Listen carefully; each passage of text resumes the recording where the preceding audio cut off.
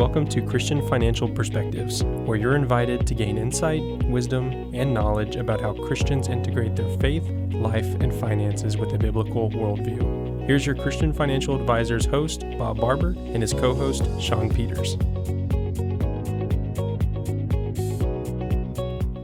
Welcome to another episode of Christian Financial Perspectives. We're so glad that you joined us.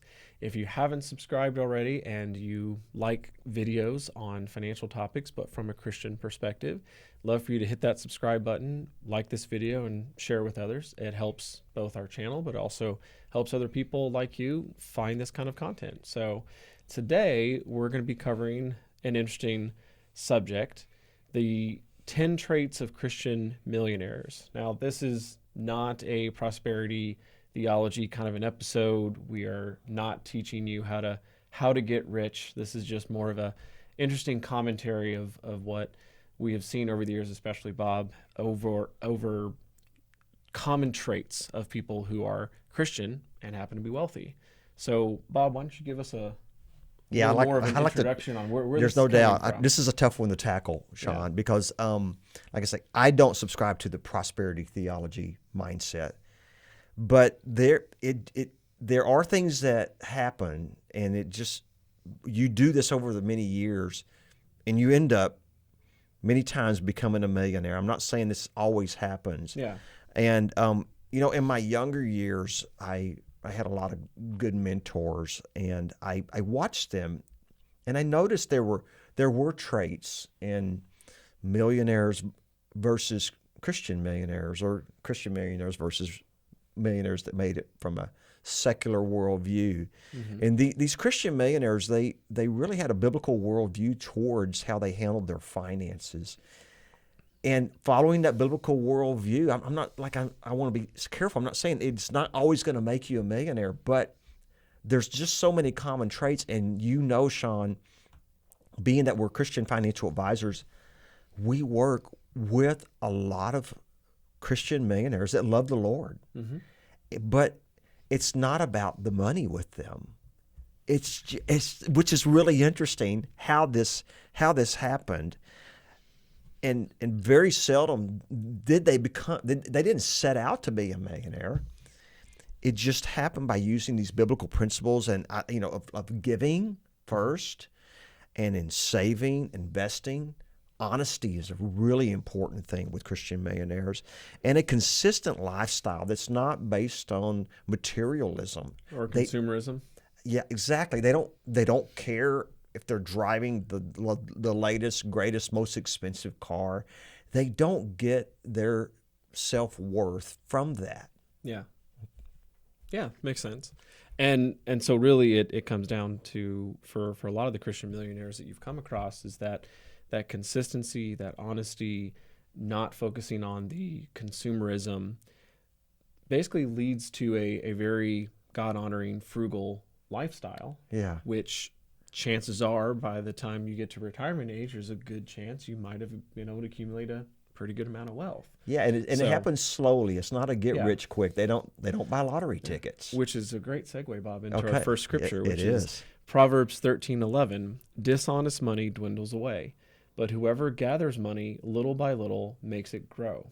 And then, of course, the other one that we're going to go over is 1 Timothy 6:10. For the love of money is a root of all kinds of evil. Some people, eager for money, have wandered from the faith, and pierced themselves with many griefs. And we emphasize, right? Money is not evil in itself, but the love of money. So if it's all about the almighty dollar, as my dad used to say, is it all about the almighty dollar? If it's all about that, your heart's in the wrong spot. Especially if you want to be a Christian millionaire. Okay. So first, love God, seek Him, and realize He is the owner of everything, not you. That comes from Psalms 24:1. It says, the earth is the Lord's and everything in it. So here are the 10 main traits. We're going to list these out as we go through them that we see. Okay. First one, they love the Lord with all their heart, and they are faithful to their church to the T, man. I mean, I see this over and over. They're involved in small group Bible study. They're very faithful to their church. They love other ministries. They go on mission trips. Many of our clients, they've been to the Holy Land several times. They've been on trips to Africa or Mexico, or even involved in missions in their own town. Yeah. It's a wonderful thing. Yeah. Yeah. Well, again, their focus is on the Lord Yeah. and their church and how they serve. Yeah. If they happen to acquire more wealth or more money, that was never the goal. That's right. That's never the focus. Yeah. So in the next one, they are givers and not all about themselves. Yes. I think, again, that's, if I remember correctly, and I'm sure if I'm wrong, correct me in the comments, but I remember reading that really the only time that God was ever asked to be tested, where it's like, test God in this, and basically came back to the giving. It's like Malachi 3:10, and by the way, it Thank you. says, Okay, yeah. test me in this and see if I will not throw open the floodgates. So heaven, you will not, from heaven, you will not have room enough for it. Yeah. Okay.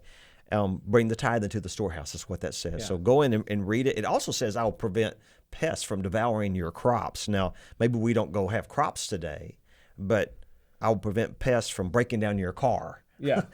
Things like that. So that's where giving is. It's very scriptural and biblical. Regardless of how much you've been given. I mean, it makes me think of the parable of the master and the servants, and each was given a different amount, but each was given something. And I think that part of, testing God and how he'll take care of you. He talks about the birds of the field and the birds of the air and the flowers of the field. Yep. And that, obviously, how much more does God care about you? Well, I think that's what it comes down to, is whether you have a little, kind of in the middle, you have a lot, it doesn't really matter, because whatever it is that God has entrusted you with, you should be giving, you should trust God, and whatever you end up with is what you end up with. It's interesting. So far, we've shared 2 of the 10, and neither one of them's been financial. By the way, out of these 10, there's only 3 that are financial. Directly financial. That gets you to the point of being a Christian millionaire. Isn't that interesting? The third one is they have deep roots in their community. They have long-term friends, and their family is around. Very family-oriented. Yeah. And even if they don't have children, they still have that family at their church. They have that family in small group. And that is a strong trait. Do you notice these first three traits? Like I say, nothing financial. Then we get to the fourth one. They are careful with how they spend God's money. That's right. Because like we already said, it's whatever God has entrusted to you. So they're careful with what they do with that money. They look at their money God's money, like, this is your money, Lord. I'm a manager of it. I want to do a good job with it. And that's where that fourth trait comes in. That's the first one that's financial. Now, these next several are not financial, but they are when you think about it, because they have job consistency. Mm-hmm. And they're faithful, hard workers. They don't hop around a lot. They don't chase fantasies, okay? Yeah. And I've noticed that with every single one of them I've come across. Maybe 3 different career changes in their 35 or 40 years, maybe 3. I very seldom do I see anybody that's 4, 5, or 6. They're not chasing after the wind. Yeah. There's a scripture that talks about that, chasing after the wind. Be careful of doing that. Well, it's not scripture, but it makes me think of the grass is always greener on the other side. Yeah.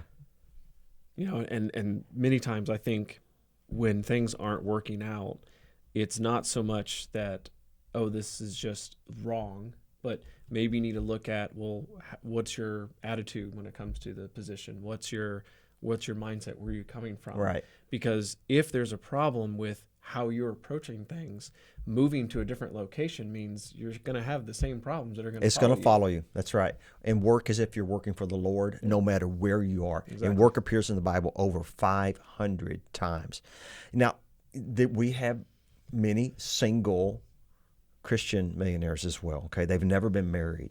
But the trait that I've noticed, but the majority are married. The trait that I notice is with all of them is they have long-term marriages. I mean, they're married 35, 40. Rachel and I are coming on 39 years this year.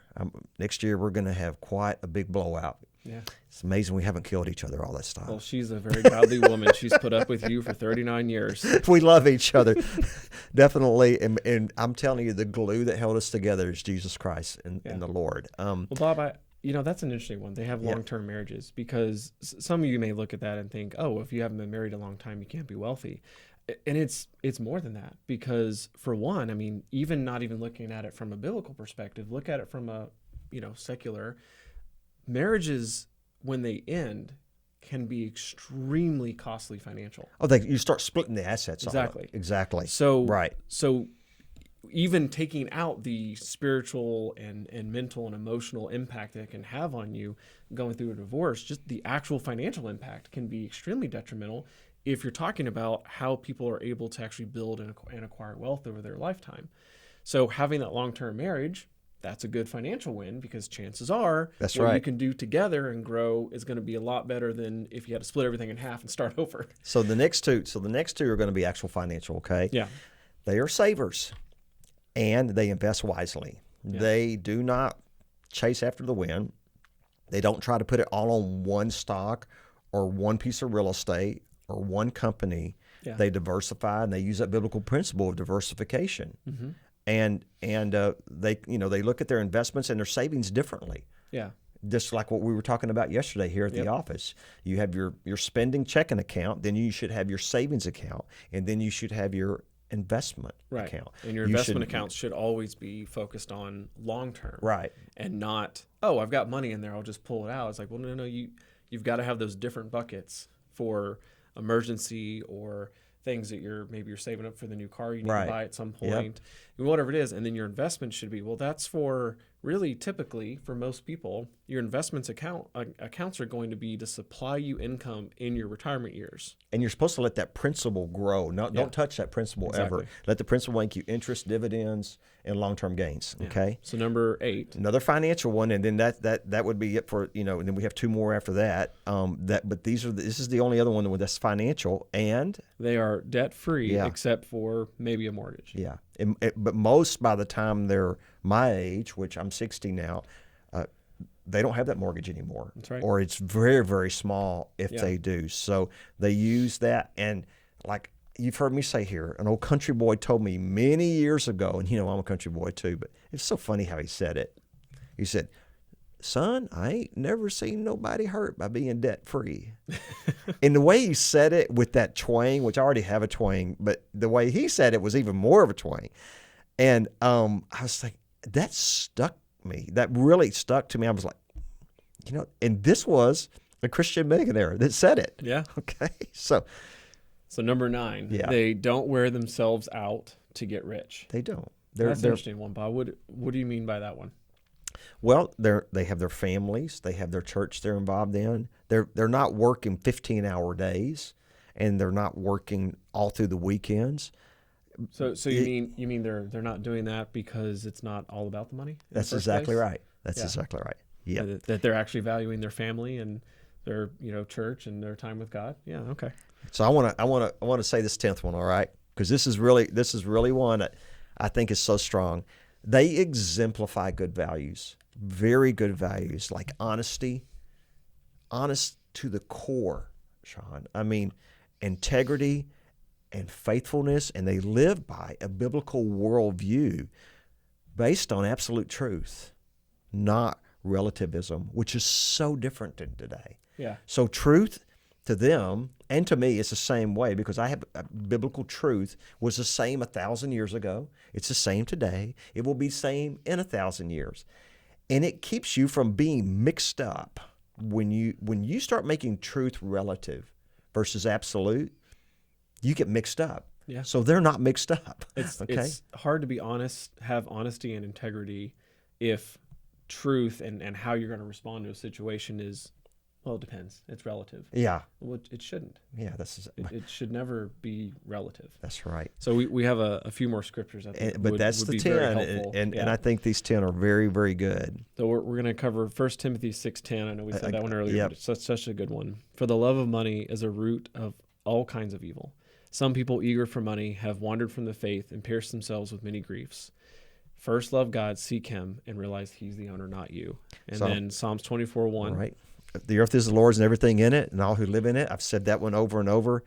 So do a good job with what you have and what God's given you. And that this scripture emphasizes about doing a good job with the little things first from Luke 16:10. One of my favorites, whoever can be trusted with very little can also be trusted with much, and whoever is dishonest with very little will also be dishonest with much.